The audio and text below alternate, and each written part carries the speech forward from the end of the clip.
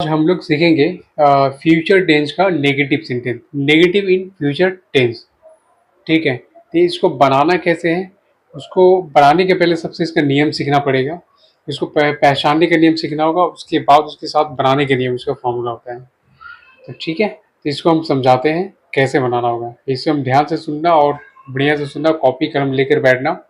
ठीक है, चलो। Negative in simple future tense, right. Negative in simple future tense का मतलब है फ्यूचर टेंस, जो सिंपल फ्यूचर टेंस भी आप बोल सकते हो, इसका फ्यूचर इंडेफिनिट टेंस भी बोल सकते हो, इसका दूसरा नाम, राइट। तो सिंपल फ्यूचर टेंस का जो है उसका नेगेटिव सेंटेंस सीखना है। कैसे ये मतलब नेगेटिव सेंटेंस कैसे सीखेंगे, चलो बताते हैं। ठीक है, तो पहचानने के नियम, सबसे पहले पहचानने के नियम। नेगेटिव सेंटेंस कैसे समझोगे कि ये फ्यूचर सिंपल फ्यूचर टेंस का है या फ्यूचर इंडेफिनिट टेंस का है, तो इसका पहचानने का नियम कुछ बता रहा हूँ, उसको ध्यान से समझना तो क्लियर हो जाएगा, राइट। तो पहचानने का नियम, जिन वाक्यों के अंत में गा गे की, ये तो पता है ऑलरेडी, लगा हो और इसमें नहीं शब्द है, नहीं वर्ड लगाता है, इसका होता है नोट।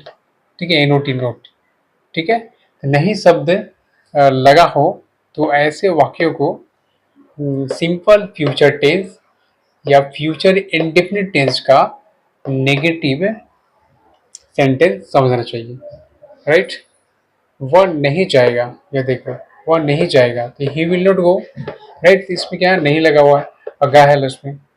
ठीक है, तो ये क्या हुआ, फ्यूचर इंडेफिनिट टेंस का नेगेटिव सेंटेंस हुआ।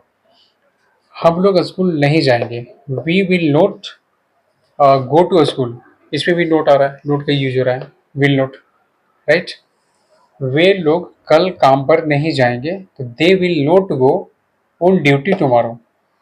ठीक है, they will not go on duty tomorrow, काम पर नहीं जाएंगे, तो इसमें भी नोट लगा हुआ है।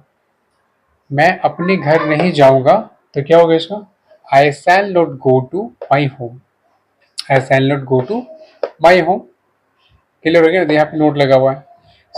राम और श्याम दोनों साथ में नहीं रहेंगे, तो Ram and Shyam will not live with both.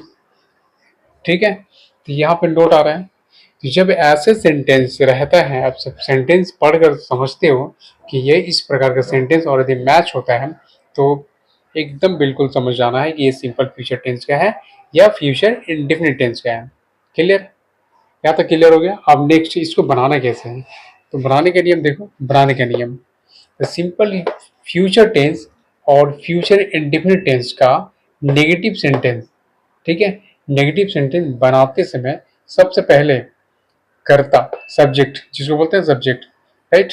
He C name it, right. He C name it ये सब्जेक्ट है, दे है ये, राइट। दे हो गया, यू नेम्स, राइट। ये समझ में आ रहा है, THEY दे, यू और नेम्स। नेम्स मतलब क्या होता है, दो ठो नाम हो गया, यहाँ पे दो नाम, और यहाँ पे क्या हुआ, एक नाम। तो को वाक्य के आगे बैठाते हैं।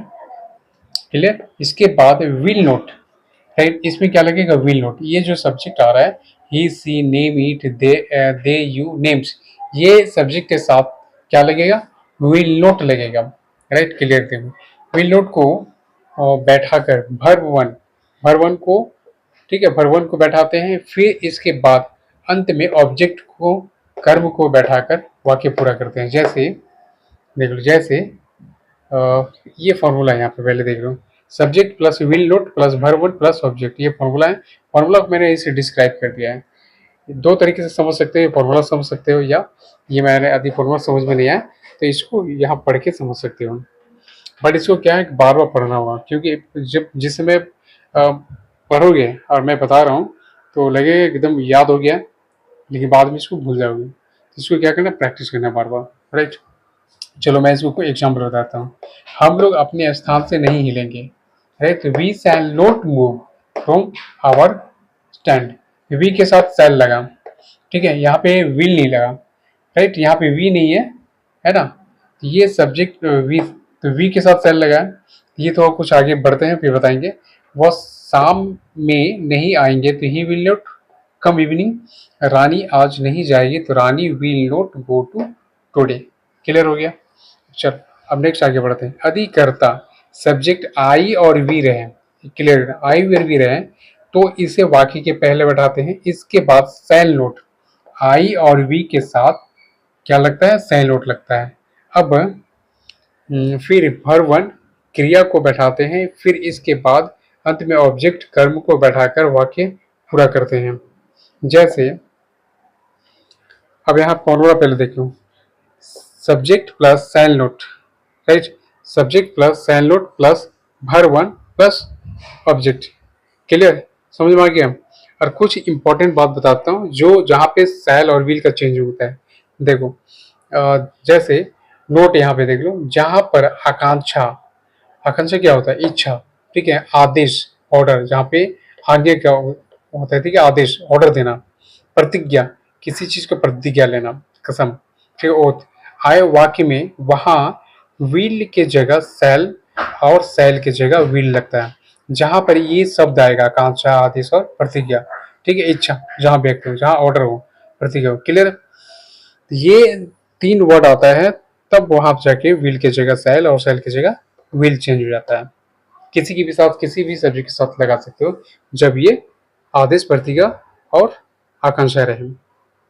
क्लियर हो गया। चलो एग्जाम्पल, मैं वहां नहीं जाऊंगा, तो आई शैल नॉट गो देयर, हम लोग कल नहीं जाएंगे, we shall not read tomorrow. इसमें क्या है, आकांक्षा, आदेश और प्रतिज्ञा नहीं आ रहा है, तो सिंपल यूज हो रहा है जो मैंने बताया, मैं इस आदेश का पालन नहीं करूंगा। यहाँ पे आदेश आ गया, ऑर्डर, तो I will not obey this order, यहाँ पे, ठीक है, तुम्हें सजा नहीं मिलेगी, यू शैल नॉट पनिश, सजा, है ना, तो क्या हो रहा है, तुम्हें सजा नहीं मिलेगी, तो you shall not punish, you shall not punish, यहाँ पे क्या हो रहा है, तुम्हें सजा नहीं मिलेगा, ठीक है। चलो क्लियर, तो इसको बढ़िया से पढ़ना है और कॉपी में एकदम नोट डाउन कर लो।